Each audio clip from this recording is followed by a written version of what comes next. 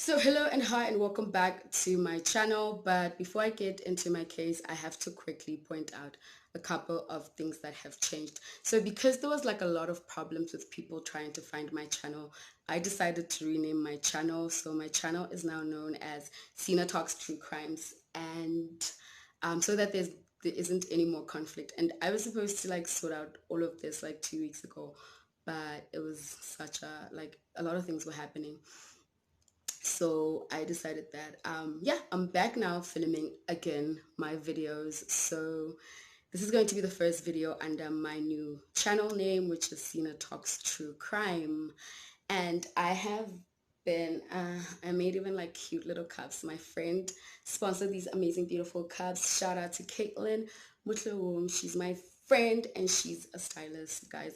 I'm gonna leave her details in the description box. So if anybody wants to follow her, they can follow her. And please follow my friend. She sponsored us with beautiful cups. And also, I'm having a little bit of a competition. So for our 100th subscriber, I'm going to give them this beautiful coffee. No, not coffee anymore. Sina Talks True Crime um, cup, and with a bunch of other goodies. I feel like I'm so far from getting to like 100 followers. So yeah, I'm gonna have like a nice surprise for whoever that person is. So yes, anyway, the new name is Sina Talks True Crime. And I'm gonna get straight into my case. Before I get into my case, I would like to give out my disclaimer that I do not make these videos to hurt anyone's feelings, to trigger anyone, or to open any old wounds. I am simply making these videos for documentation purposes and to keep the spirits of the victims alive. And this is actually a case I was supposed to be a part of my August femicide special, but because the last few the last 2 weeks of August was just a mess for me, so I couldn't do that, but I'm gonna do it now because I really want to put this case out there. And while I was investigating this case, investigating, while I was looking for information on this case, I guess it's investigating, yeah. I was looking for information on this case. I stumbled upon something that, I mean, because I have a lot of like discussions with people on the internet, especially on Facebook, about like gender-based violent crimes and crimes against women. And people always try to make it seem like it's not as serious as it is, and people want to sort of like bring out other things that aren't involved, or that are that we can talk about, but not when we're discussing gender-based violent crimes. So I went and got a bit of stats on this topic, gender-based violent crimes, and the states are not accurate because the states are for gender-based violent crimes against intimate or common partners. So basically most of the states are just between couples, who when things happen between couples. So in terms of random gender-based violent crimes, there isn't a lot of information. Well, I couldn't find any data even from the South African police website to sort of like differentiate between the numbers. So like I said, these are the numbers that are based on common assaults between intimate partners. And between 2019 and 2020, 22,864 cases have been reported of gender-based violent crimes between intimate partners. And within those 22,000 cases, 14,000 of those cases were reported under common assault with intent to cause grievous bodily harm. So it's still like intimate partners, but with this particular, the 14,000 cases that were reported, these were when partners hurt their partners with intent to cause grievous bodily harm, where people got severely hurt. The first one is just like common assault, where it's like, disagreements and maybe the police are called, or maybe somebody is like beaten, but it's not that bad. But yeah, the second one is definitely with intent to cause grievous bodily harm, the 14,000 cases that were reported between 2019 and 2020.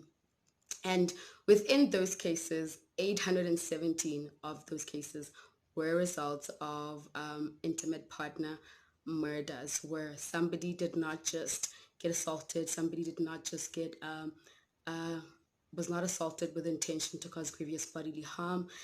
Somebody was actually assaulted with intent to for their lives to be ended, and they actually died. So 817 people have died due to intimate relationship violence. And yeah, so I'm going to get straight into my case about that. And I think I wanted to point that out because I needed to point out that these are reported cases between intimate partners, and these are not cases that are reported because of random assaults. And gender-based violence is something that most people think just happens in a relationship. But if a man attacks a woman on the street because this woman doesn't want to talk to him or whatever, that is also gender-based violence, but they are not clustered under this particular, I guess, box of gender-based violence by an intimate partner. So the numbers on those cases on the reported cases are not available. I couldn't find them. I was looking for so many information, but I did, however, find that during this lockdown, the Minister of Police did say that almost 87,000 cases of assault due to gender-based violence have been reported in just during the lockdown. And I remember when the lockdown started, because I think it was like 2 weeks or a week into the lockdown, and he said that 17,000 cases had been reported, and I was like, 17,000 cases of assault and gender-based violence, that was a lot. But now that I think about it, I'm like, 17,000 and not a lot was done, and now there's over 87,000 cases. And so yeah, anyway, those are the stats, and I'm gonna get straight into my case for today. And today's case involves a local popular DJ known as DJ Donald Duck. And I'm not going to start it the same way I've been starting most of my cases. I'm just going to start it from the time when someone knew that a crime had actually been committed. So on the 29th of June in 2014, a woman known as Nonhlanhla Mkhize received a call from a man known as Donald Tshabalala, DJ Donald Duck. And Donald Duck told Nonhlanhla, he said to Nonhlanhla, I killed Dolly. And Dolly had been Donald's girlfriend, and Dolly was best friends with Nonhlanhla Mkhize. So after Donald called Dolly with those news, he disappeared for what seemed like 9 days. So I'm going to quickly go back to Dolly. Dolly was a 32-year-old woman who had been working at the University of Wits in Johannesburg. She was a secretary there, and she was also a part-time student. And Donald was a 36-year-old man who had been working for the local radio station in Soweto known as Jozi FM, and he had like a popular weekly daily show that he did for the week. And apparently, according to him, he also had a lot of fans. I don't know him like that, or what was happening in 2014, but yeah, that's the story with him there.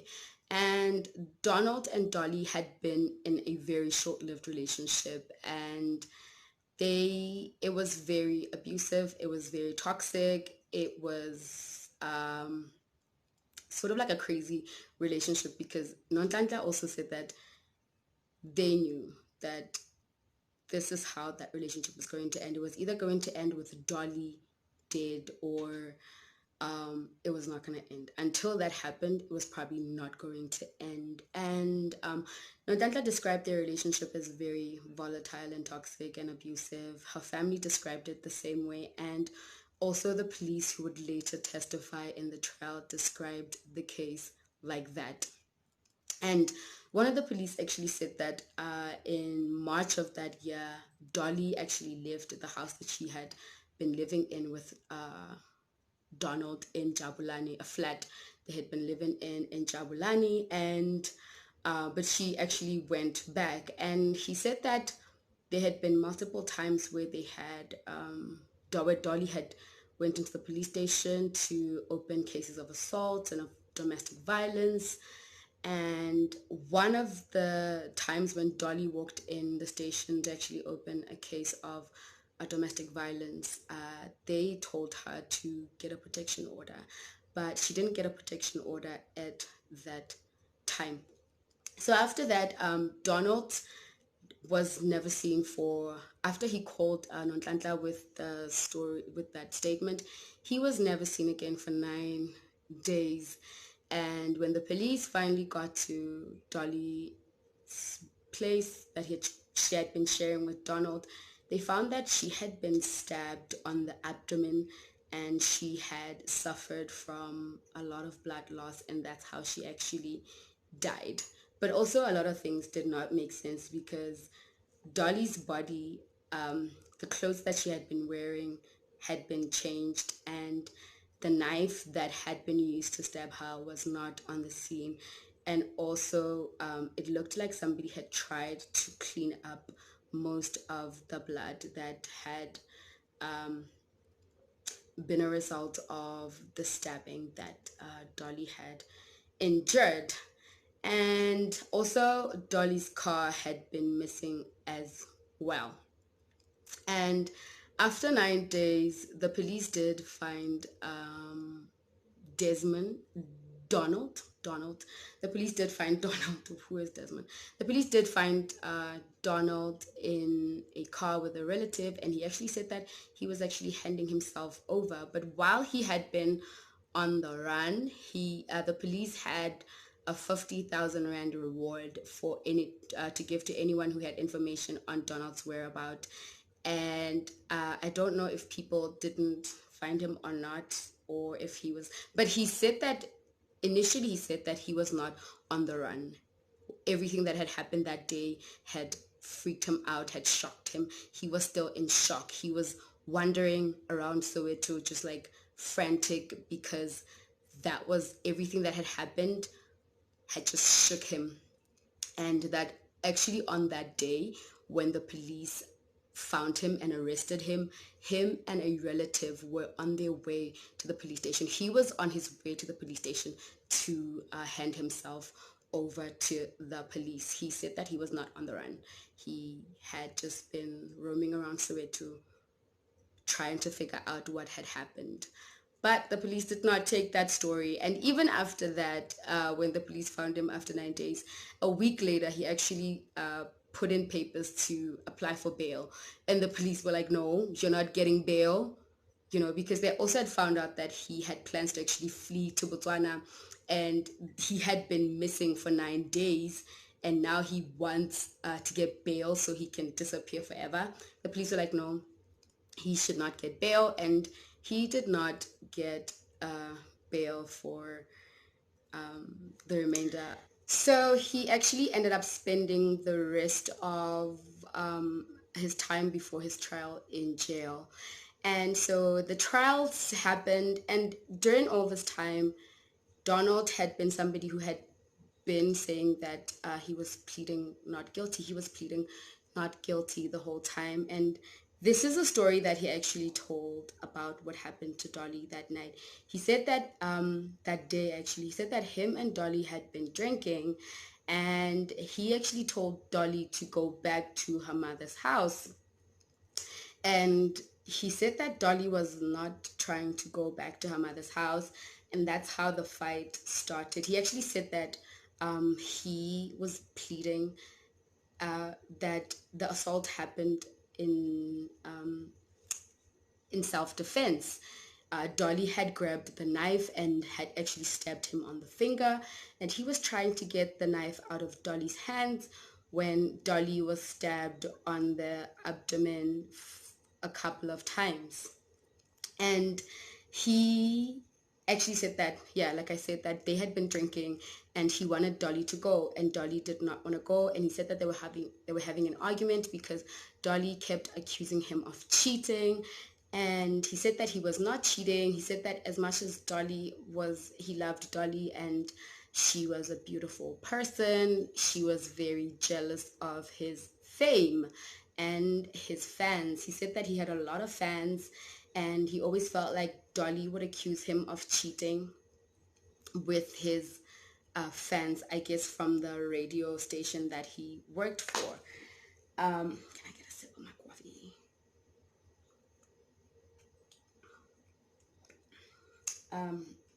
Yeah, he said that Dolly was very jealous of him and his fans and would accuse him of having affairs with his fans. And he said that he was not having an affair with his fans. One of the things that the police officer that actually testified, a police officer known as Mabiti, he said that he remembers, like, before this event, before Dolly's murder happened, he said that he remembers Donald going to the police station and saying that he needs assistance from them to help him get Dolly out of their place. And the police asked him, like, why do you want her to go? And he actually said that he did not want to be with her anymore because their sex life had gotten it was not nice anymore. He said that Dolly's vagina had stretched and he just didn't enjoy having sex with her anymore. And I think, as much as I was reading up about this case, that is the one thing that kept popping up. And I'm like, why are people making that such a bloody important aspect of this case? Like, if you look it up, the first things that are going to pop up is man kills woman because of sex. Bad sex leads to murder. Sex, this and this and that, murder. Murder, sex, this and this and that. Was it a murder, sex, mystery type thing? And I was just like, that's not important.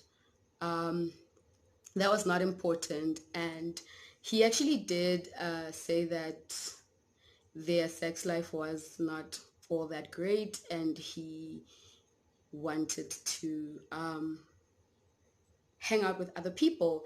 And one of the other police officers that was investigating this case, a man known as Kubeka did say that Donald must not lie and say any of those things. He actually admitted to him that he hates women. Donald did say that he hates women too, Kubeka, and he was like, it would be a disservice if that man does not state that in court. If he does not point out that he told me that he hated women, then I don't know. And he actually said that Donald had admitted to slapping Dolly a few times and beating her up. And he actually said that he was doing all of that to get her in line. He was beating her up and slapping her to get her in line because that's how women understand. That's how he knew, I guess, how to control women. And I don't know why, like what made him think that any of these things were things that he should have been saying in court. But yeah, he did say that. But yeah, like, okay, let me just go back to the case. He was still pleading not guilty, and he said that everything had happened in self-defense. He wanted Dolly out of his house, and Dolly did not want to leave his house, and he stabbed her while he was trying to get the knife from her because Dolly had also stabbed him in the fingers. And that's what happened. And the police did literally, like, when the police found him, the first thing they charged him with was murder, and the second thing was evidence tampering and theft, defeating the ends of justice by tampering with evidence and theft. And after they found him, Dolly's car was found abandoned at a park somewhere in Soweto, and all the things that had been missing from the scene were actually found in the car. The knife that he had used, Dolly's clothes, the one that she had been wearing before while he stabbed her, and the knife that he had used to stab Dolly was also found in the car. So he was charged with murder and evidence tampering, trying to defeat the ends of justice, and theft. And when his trial happened the following year, he was still saying the same things that he said. He said that he was just done with Dolly because she was insecure and was always jealous of him, and he wanted her out of his house. And that's when the altercation happened, and he was defending himself. And I get that he could say that he was defending himself, but everything else that sort of happened was not necessary. He was not supposed to change Dolly's clothes. He was not tamper with evidence and take those clothes and take that knife and like try to wipe some of the blood from the floor. And also taking Dolly's car and disappearing for 9 days and calling Dolly's best friend to tell her such horrible news, and then disappearing like he just told her that, I mean, I just ate bread, was absolutely crazy for me. So he was found guilty, and but he was found guilty of murder and evidence tampering, trying to defeat the ends of justice. But the theft part of it was the charges were dropped. I don't know if the charges were dropped because Dolly's car was recovered and whatnot, but yeah, the theft charges were actually dropped, and he was sentenced to 20 years in jail for Dolly's murder, and he was sentenced to 5 years for tampering with evidence to try and defeat the ends of justice. And in court, he was frantic. He was crying. He was like, he pled with the judge to give him leniency. He was like, he has to take care of 3 young children, his sister's children and his parents' children, and nobody else could take care of these kids except for him. And I mean, it was, I don't want to say a lot about any of that, but I was just like, people really need to think before they do things, because you cannot expect the law and everybody else to feel sorry for you when you've done something like that to someone's family. And actually, Dolly's mother was like, no, he should have gotten more than just 20 years, because my child is not coming back, and he's just going to be in jail doing 20 years and the 5 years that is going to run concurrently, and then he's going to be out. But my child is never coming back. And honestly, this case for me was just so, it was crazy. And it's something that happens a lot. And when we want to talk about gender-based violent crimes, people always say, well, what about the women that kill men? And I'm like, well, tell us these stories about these women that kill men. Like, can you talk about that when you want to talk about that? Can you not come and spill all of that all over our parade of trying to talk about these crimes and hopefully making sure that they don't continue and that they end? But I don't know, I guess people don't look at it like that. But it's, I mean, you know, we all are going to learn, and we're going to understand things differently. And yeah, that was that with this case. DJ Donald Duck is currently doing 20 years in prison.